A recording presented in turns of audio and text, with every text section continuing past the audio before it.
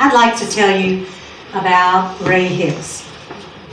Ray Hicks, 6'7" of a man, a giant of a man in my eyes and in the eyes of lots of people, especially those that heard him tell stories.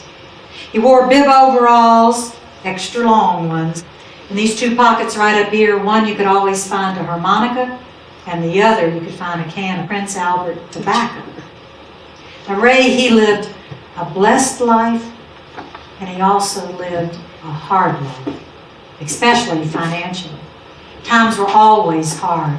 Once when he was in his 20s, he had gotten a job. He'd been lucky enough to get a job cutting down lumber, working really hard. And Ray was grateful to get that money, have enough cash to pay the land taxes, keep the land that had been in their family since the 1700s. Well, a neighbor friend had loaned them a truck. One evening close to home, the truck broke down. And he knew if he didn't show up at work the next day, there's a line of mountain men needing the work. He wouldn't have that job anymore. So he went to bed that night, and he said a little prayer. He asked just for a little help.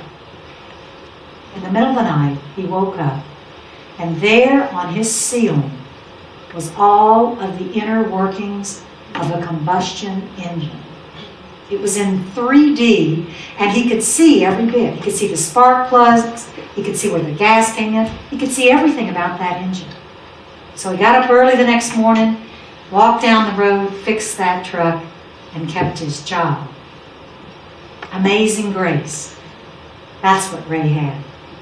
I first met him in 1973 here in Jonesboro at the first National Storytelling Festival. Everyone just loved him. And I ended up within a week going up to visit him and Rosa, his wife. And they became part of my family, and I became part of their family. It was great to go up and visit Ray. He'd start a story in the morning. That afternoon, he'd still be telling the same story. And when it got close to dinner time and I had to leave, Ray, I gotta leave. You could never really say that directly to Ray. You just have to turn to Rosa and say, Rosa, tell Ray I'm leaving. And then you just have to leave because he just didn't stop talking. The first moment was story. Everything that he said was story, no matter what he was telling you. When I was traveling with Barbara Freeman, my storytelling partner, for 20 years, we made lots of trips and visits to the Hicks place. One day we went, and we were having trouble with our little Datsun pickup truck. Had a little camper. We'd been traveling in it for 3 years, thousands of miles on it, and we had a cracked head. Now, we were pretty much getting by on almost no money in those days. Gas was a whole lot cheaper. We were really traveling kind of from job to job, and we didn't have enough money to fix a cracked head. I mean, that's major. And so what we would do is just watch that little temperature gauge, and as soon as it started inching its way beyond that middle point, we'd pull over to the side, wait, tell each other a few stories, get out some water, fill up the radiator, wait until that needle would come back down, and then we'd get back in the car and drive a little further. It made for very slow traveling. But this particular day we were going to visit the Hicks. So we got there that morning and we left the truck and the troubles of that parked up there on the road, and we walked on down, and Ray said, "Hello!" And it was always his welcome to us. Rosa came out and she showed us around her garden. All the lupins were blooming, and had a great visit when Ray told us stories and stories and stories. And he said, "Rosa, tell Ray we gotta go." And we walked up the hill, and then he turned us, when we got to the top of the hill, right in front of the truck, he said, "Pop the hood." That was the first time I had ever heard him say normal, everyday words. And I realized I had never heard him say, "I'm hungry," or "let's go over there," or I was kind of stunned, but Barbara went over and popped the hood. Ray looked in, kind of bent that 6'7" frame all the way down into this little bitty truck, laid his hands here and there. I got it. And he shut the hood. And he was quiet. That was amazing too. Ray was never quiet. And Rosa turned to us and said, "Listen to that." I don't know if she had ever quiet. But we did our hugs and goodbyes and headed on. And the first hill that we started out, we were so attuned to watching that gauge, and it stayed right there in the middle.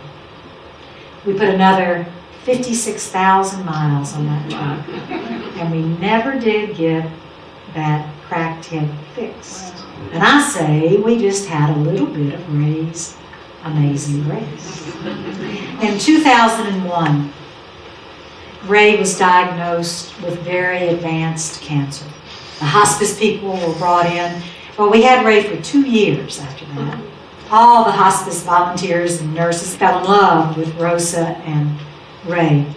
Everybody loved to go up there. It was a real challenge because there was no running water, no hot water, and they have to do things in a certain way, but they all worked it out with great dignity and respect for the way that the Hicks had lived all of these years. And the nurses and volunteers also grew to really depend on Ray, depend on his wise advice. One had an ingrown toenail that she couldn't get cleared up, and Ray told her how to do that. Another nurse had hurt her eye with her contacts, had gotten an infection. Antibiotics weren't doing anything. So Ray told Ted to go out and get a branch from the sassafras, cut the pith out of one of those branches, mixed up a little with water, put it in that eye, and within a week it was totally clear.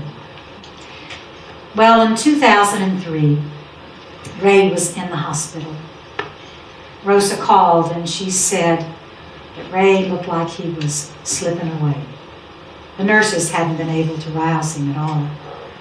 That evening, folks that were in the room with Ray were listening to and watching his breathing. His blood pressure had dropped way low. 7 breaths a minute. Very slow. Everyone was standing there having that sad time thinking of letting Ray go.